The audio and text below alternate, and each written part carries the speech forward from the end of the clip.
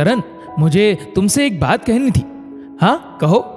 इस बार गर्मी की छुट्टियों में मम्मी जी और पापा को कुछ दिनों के लिए दीदी के घर रहने भेज देते हैं। क्यों, ये क्या बात हुई?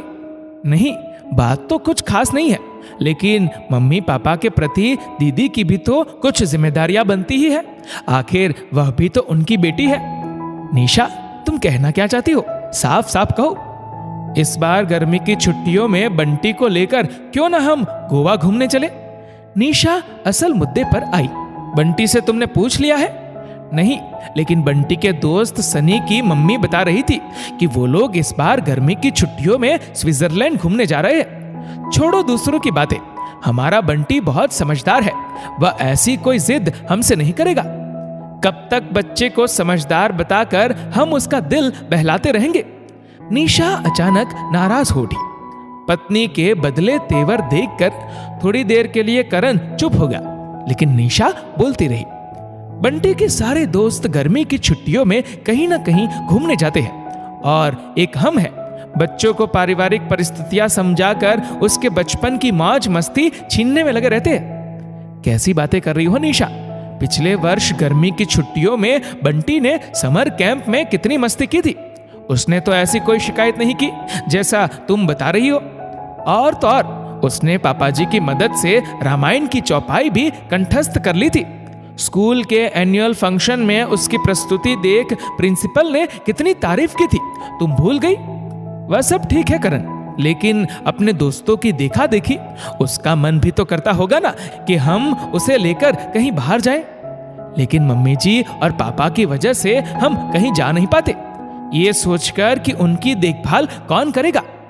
निशा, तुम जानती हो ना कि मेरे माता पिता मेरी जिम्मेदारी है और मैं इस जिम्मेदारी को दिल से निभाता हूँ, मजबूरी समझकर नहीं। तो मैं कौन सा कह रही हूँ कि आप हमेशा के लिए मम्मी जी और पापा को दीदी के घर भेज दीजिए। मैं तो बस इतना कह रही हूँ कि हमें भी अपने परिवार के साथ खुलकर जीने का मौका मिलना चाहिए, बस। ये कहते हुए निशा उठकर कमरे से बाहर जाने को हो गई, लेकिन करण ने उसका हाथ थाम अपने पास बैठा लिया। निशा, एक बात कहूं? हाँ कहो।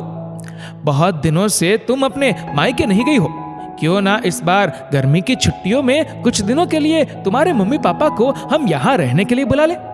मेरे मम्मी पापा को? निशा के आश्चर्य का ठिकाना न रहा। क्यों नहीं, इसी बहाने तुम्हारा मन भी बहल जाएगा और उनका माहौल भी बदल जाएगा। नहीं नहीं, हमें ऐसा नहीं करना चाहिए।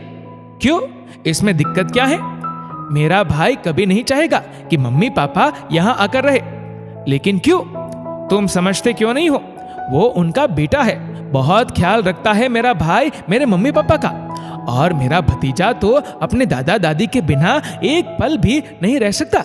उसे स्कूल पहुंचाने से लेकर स्कूल से वापस लाने तक की जिम्मेदारी मेरे पापा की ही होती है। ये सब बताते हुए निशा के चेहरे की चमक देखने लायक थी, लेकिन करण ने उसकी बात बीच में ही काट दी। तो क्या हुआ, महीने भर की ही तो बात है, गर्मी की छुट्टियां खत्म होते ही हम उन्हें वापस भेज देंगे। ना बाबा ना, मैं ऐसा नहीं कर सकती। लेकिन क्यों निशा?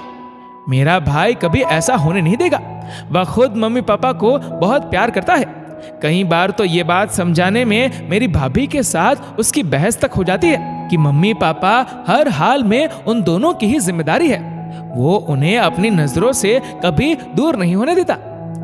निशा की बातों को गौर से सुनता करण चुप रहा, कुछ कह ना सका।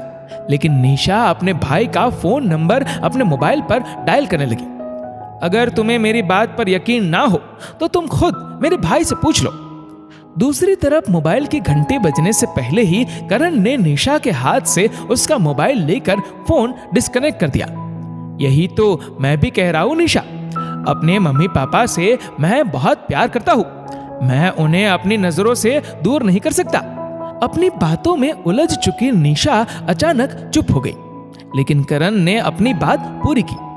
मेरे माता पिता हम दोनों की जिम्मेदारी है और हमारा बंटी भी अपने दादा दादी के बिना नहीं रह सकता, ये बात तुम जानती हो ना निशा।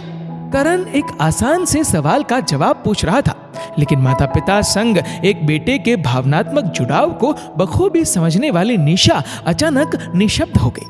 दोस्तों इस वीडियो को लेकर आपकी क्या राय है नीचे कमेंट करके जरूर बताएगा। और अगर आपको वीडियो अच्छा लगा हो तो इस वीडियो को लाइक करेगा, शेयर करेगा ज़्यादा से ज़्यादा लोगों तक। और ऐसे ही और भी इंस्पिरेशनल वीडियोस के लिए सब्सक्राइब करें हमारे यूट्यूब चैनल को और फेसबुक पर फॉलो करें हमारे पेज को। धन्यवाद।